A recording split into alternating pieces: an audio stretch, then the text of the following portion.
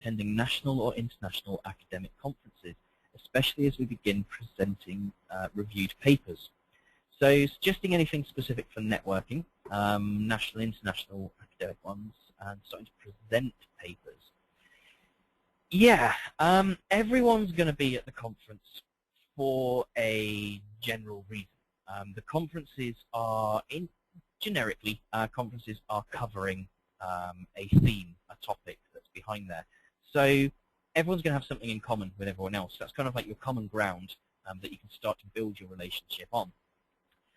You'll have delegate lists, hopefully, in advance. If you don't have delegate lists and if you're presenting, ask the organizers if you can get a copy of the delegate lists. Say to them you're not necessarily interested in getting their emails and their contact details. You'd just like to know who's actually going to be at the event as soon as possible so you can sort of prepare for the audience that you're presenting to. Off the back of that, you can then do these Googles on them, and you can try to find out a little bit more about who's going to be there, who links in directly with your research. Potentially, you can start to identify who's going to be peer reviewing and who's going to be questioning you at the conference. And if you can find out a bit about their research background, you'll probably start to be able to second guess maybe some of the questions that will come through. And that could be a good idea to, if you're going off to conference, to know the delegate list, review it, maybe have a conversation with your supervisor before actually going on. These are the sorts of people that are going to be there. This is what I'm talking about. These are the sort of questions I feel they may be ready to pitch at me. Ask your supervisor, who's coming obviously from a more senior academic background, if they've got a different angle on it, because everyone views the world in a slightly different way, and to see what we can get from them. Okay, I think, Dan, I don't know how much time we've got on the questions. Do we have time for another one? Well, I think we have a few more minutes if you're happy. I know there's a couple more come in, so you have a couple. If you've got time, I think, for one or two more. Yeah. Okay. I've got one here from Julian. Is it advisable to put dissertations or PhD thesis in the web? What are the copyright awareness that I need to take into account? Okay, that is a very timely question here at Southampton, and I imagine it will be more so across the university, across all higher education universities. So what Southampton's looking at is a thing called e-thesis. E-thesis basically means that your dissertation, your PhD thesis, is going on the web. It's going to be held by the University of Southampton, and it's going to be available to search through various different search streams that are out there. And my understanding is, although you would need to check with your own university, is that the UK is looking at going in that direction across the majority of HEIs. I wouldn't say that with 100% authority, because I just know what we're doing here and what I've picked up through meetings that I've attended. And there's various different arguments for that. One, it's very much the natural thing to do in the United States.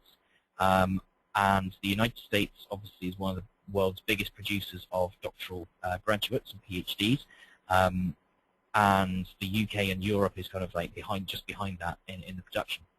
Now, over in the United States, the way you're progressing your academic career, and this holds true in the UK as well, so I don't know why I said the United States. What holds true is basically the further your academic career is going is based on the sorts of citations, the references, how many people are referencing towards your work. And the idea behind this whole e-thesis is by putting your thesis online, making it able to be searched, people can then actually reference you in future work. So rather than it sitting on a shelf in your department and maybe sitting in a university library buried away in one of the stacks in a basement, and then sort of also in your own possession you have your copy, it's actually available there for the world to search, for the world to read. So in regards to the thesis being put out there, yes, I would say it's beneficial in that way. Some concerns which exist that I know have cropped up here in Southampton have been when there's been images which are in there. So specifically looking at our Winchester School of Arts campus, and when there are potentially copyright areas that might exist in that of artists' work, which is then going to be publicised. How exactly does the whole copyright issues relate to that in the university? It would be something that I would say check with your own institution. I wouldn't like to say here a sweeping statement of, yes, that's great, no, that's not great. But I would say it's something that the UK, I believe, is looking to go towards, and something I know Southampton is moving towards. I believe we actually started maybe last year or this year will be the first sort of rounds that go up. But e-thesis is definitely something which is coming along. The web is such a big and powerful tool to get your name out there that it's definitely something being looked at. Okay, I think from what my colleague's saying, we've covered actually the majority of the ones we can see here. I know we maybe didn't get around to everyone's, but I think there's a bit of overlap on some of the questions there. I don't know, Daniel, if there's any that you've spotted that we've missed down here? I think this is a timely place to bring the webinar to a close, Richard. Yeah, I know that there are still a handful of questions that we haven't had time to tackle, and I'd encourage, thinking here of people like Soyog and Ahmed and Naveed, to send your questions through to Richard at the email address you can see on your screen. I'm sure you'll be able to provide a brief answer if that's okay, Richard. Yeah, that's absolutely fine. One thing I would say, just because that's our general career website there, if you just make sure that my name is in the subject title, then the guys which receive those at reception, they'll be able to make sure that it gets across to me rather than getting lost in the ether out there. Excellent. Well, Richard, thank you so much for delivering such an excellent presentation, and to Naomi for supporting you. I know you said that what you say and how you say it only accounts for about 45% of what people take in. But I think you've certainly managed to cram a lot into that 45%. I'm sure in person it will be even more impressive. I'm sure that if this were in person, this would be a time for a big round of applause, so I can only sort of infer that by saying thank you now. Right. And thank you also to everyone for attending. Yeah, and thanks for the opportunity. It's been my first webinar. I'm sitting in a slightly hot room. I think I've drunk quite a bit of water, but no, it's been good. So thank you very much for the opportunity, and I hope it's been of use to people that have been listening in. I'm sure it has. I'm sure it has. And to everybody that is listening in, once again, thank you for attending.